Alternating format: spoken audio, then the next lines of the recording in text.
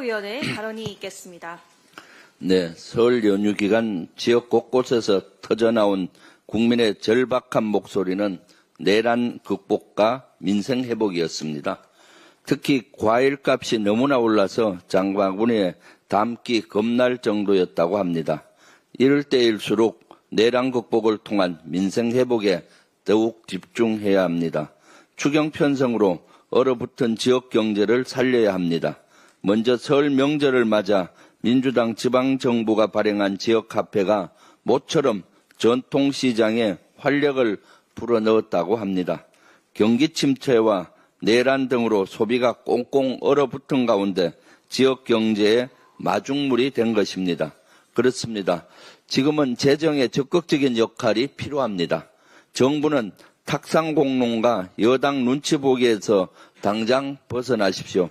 지금 이 시각에도 민생 현장에서 하루하루를 버티는 국민은 경제 위기를 극복할 정부의 적극적인 역할을 간절히 바라고 있습니다.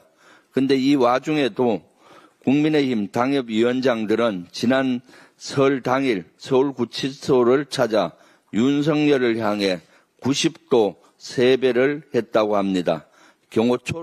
경호처도 모자라 대한민국의 공당인 국민의힘마저 내란 수괴의 기쁨조가 되려는 겁니까?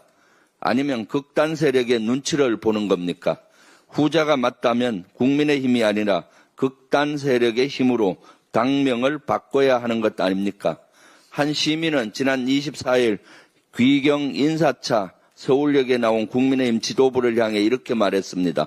국민의 뜻은 대한민국을 지키자는 것이지 윤석열을 지키자는 게 아니다. 국민의힘은 이게 바로 국민의 목소리라는 것을 명심하기 바랍니다.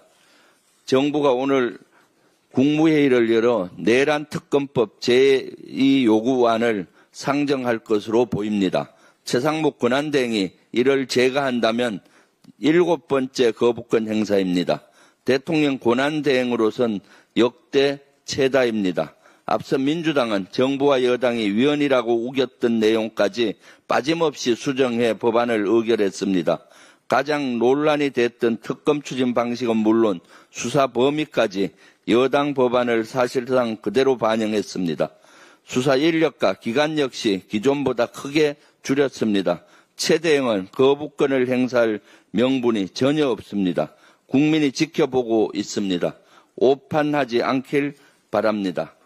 비상계엄 당시 본회의장에 있던 의원이 아니라 요원을 빼내라고 지시했다.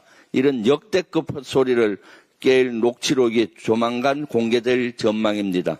JTBC 보도에 따르면 검찰은 비상계엄 당시 현장 지휘관들이 작전 상황을 공유하는 대화 녹취록 파일 80여 건을 확보한 것으로 보입니다.